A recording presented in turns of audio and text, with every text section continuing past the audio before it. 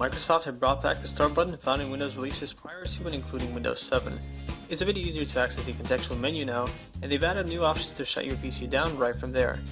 You could and still can press Windows and X, and you still get this menu from anywhere. When you press on the button itself, it brings you to the new Start screen.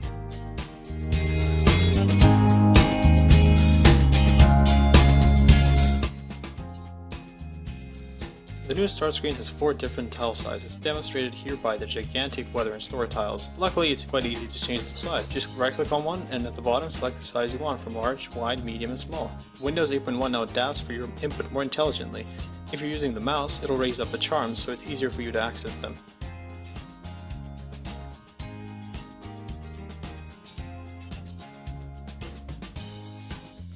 Personalization options are a lot better now. You can pick from the default set of Start screen backgrounds and colors, and of course you can customize them by background and accent color.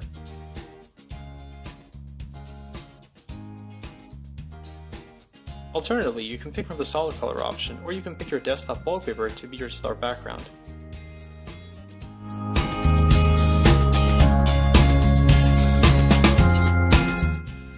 The new PC Settings app brings new personalization options, including a new lock screen picture, an option to play a slideshow, as well as manage options you couldn't without switching to the desktop before, such as changing your desktop resolution.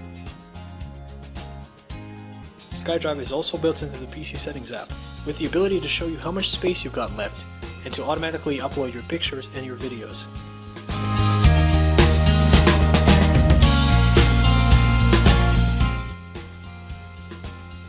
Bing Food and Drink lets you add your own recipes to the database, manage your meal planner per day, and the ability to see other recipes available in the app, and optionally, add their ingredients to a shopping list for you to buy later.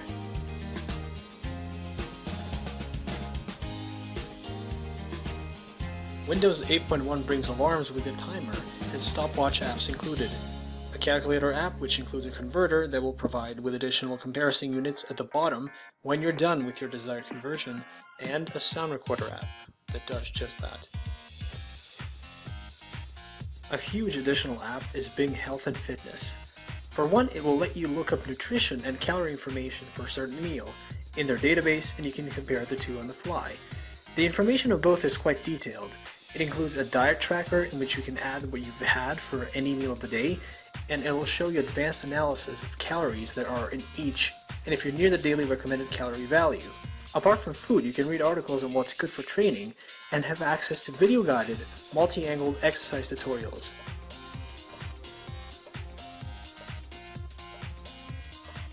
If that's not your thing, you can even follow the written instructions with illustrations to see what the most common mistakes people do laid out for you as well. You get access to a 3D model of the human body, and you can filter out different things to look at. You also have a symptom checker that will try to figure out what kind of condition you have based on the part of the body you clicked on and the condition you selected, and will give you a lot of additional information. The Help Plus Tips app has been updated to include actual help content in the final version. It will now detect what kind of input you have in your PC, and will show you how to access certain parts of Windows with that input, i.e. a mouse.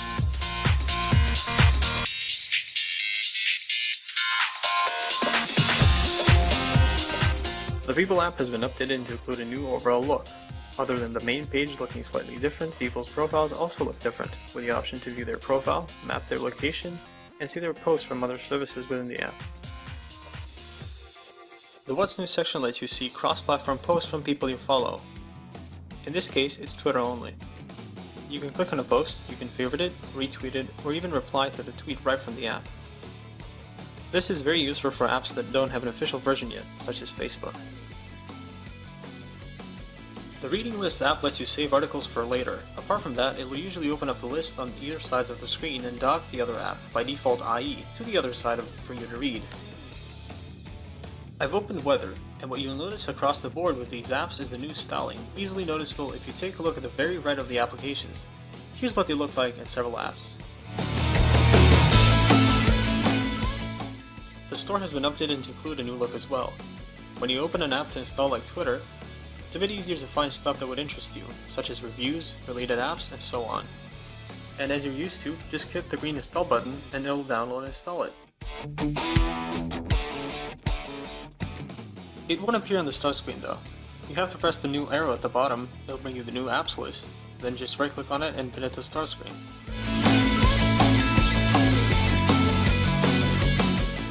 The new search arm has also been updated. It'll basically work as an all-in-one search tool if it has the ability to search what you want it to. Whether you're looking for friends, celebrities, companies, it should bring you a horizontal friendly search page with all of the app's information included, alongside the usual Bing search.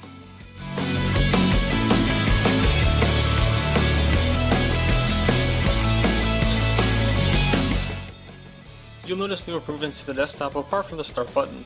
If you get it to where I have it right now, you can get it so that when you press the start button, the menu will hover over the background with a list of apps, mimicking the use of the old start menu. Apart from this, if we go into personalization options, you'll see new themes and backgrounds Microsoft provided. Whereas Flowers is the one we had previously, these two are new. I'll give you a preview of them here, and I shall have them downloadable via a link in the description shortly after this video is posted.